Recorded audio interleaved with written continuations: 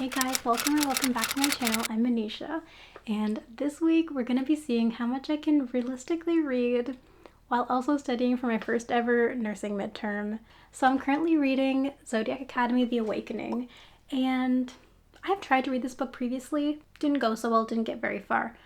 But right now, I just need a book that is easy to follow, easy to just dive right into, and this book is serving exactly what I need. I'm 20% through. I am just loving how fast-paced it is, and I have kind of been spoiled a little bit on what happens, so that makes me just more excited to read and meet all these new characters. So I'm massively enjoying it. I started it on Saturday, so 20% pretty decent way through. But yeah.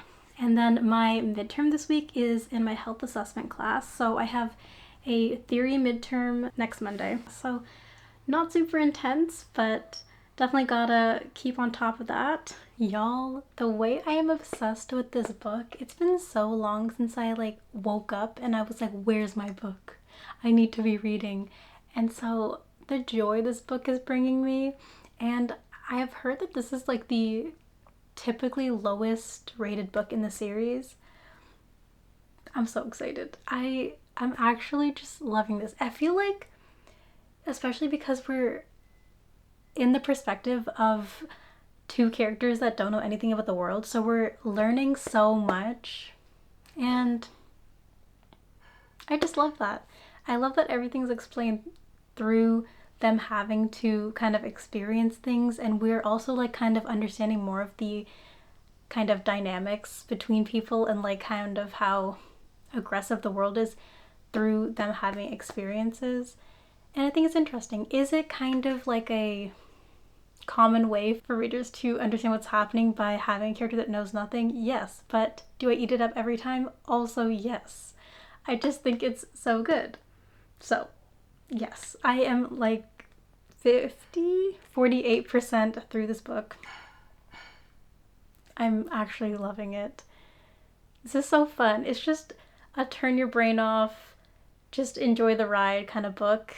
I think I made a good decision to pick this up when I'm trying to study. So, actually, did I? Because now I'm like, I always want to be reading this book. I don't know. But I am going to get to studying now. But this has been fantabulous.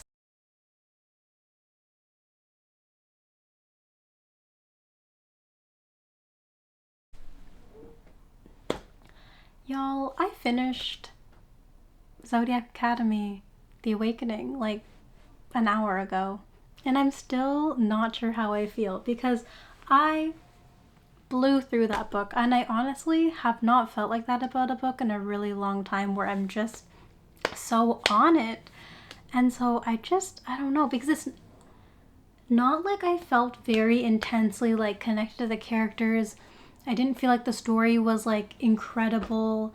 I did get a little bit of like a hee hee ha ha little giggle here and there because the relationships I can see are kind of coming in a little bit. And I enjoyed that. But I don't know. I'm also kind of in a slump right now in terms of ratings, because Daydream by Hannah Grace, I wasn't able to rate that because I related too much to it. And in Beartown, I just felt so neutral towards it that I just didn't rate it.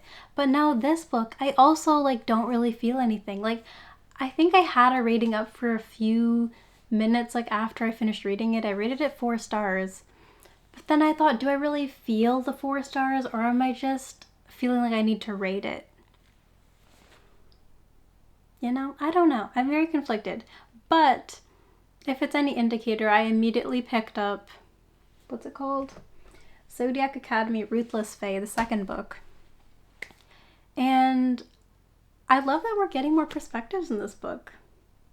I think I'm going to enjoy that immensely, because obviously that's going to give us more insight into what other characters are thinking and what kind of their intentions are behind certain things. Yeah, I don't know. This is just my little ramble because I really don't know. Because like this book doesn't like feel in my heart like a 4 star, but it's also not like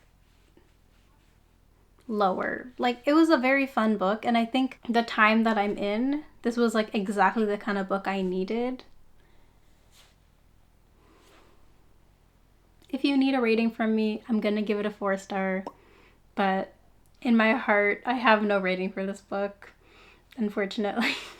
Anyways, that's my little update here. I've just been reading. I went to the gym. Oh my gosh, a game changer. I learned that on the Kindle, you can like change the orientation of your text to be like in landscape, like even on the paperwhite, is that what it's called?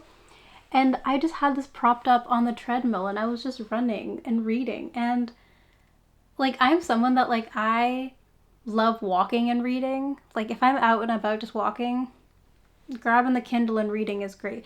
But on the treadmill, like, I didn't want to have it like just this way because it'd be too high and I wouldn't be able to like go on the screen. But like having it like this is just perfect because I can just see all the buttons, like all the speeds and whatever incline, but then I can also read. And it was, I was having a great moment there because I feel like with the phone, it's too like tiny, and so I would need the font to be so big that I would be like pushing for the next page like constantly, so it would be kind of annoying. But I feel like with this, it's enough font that like I don't feel like I'm constantly like, okay, next page, next page. So that was a game changer.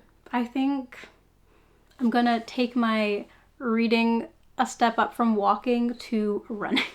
But yeah, it was just, I just felt like I had more energy on the treadmill because I was like, no, I want to keep reading, so I want to keep running. Not that I did, but I'm just saying I felt like I didn't feel as tired. Whatever that means for my future as a runner. Maybe I just need to be reading more. So I am now 17% into Ruthless Fae, and I'm continuing to eat this up. Like, why is this series so addictive? It's kind of crazy. I'm still not like super invested in any of the characters, but like it's just really fun. And that's really all I have to say. Oh, also, I am kind of enjoying the other perspectives. I think I already mentioned that, but having more than one perspective is nice. I can appreciate how it's making it a more well-rounded book.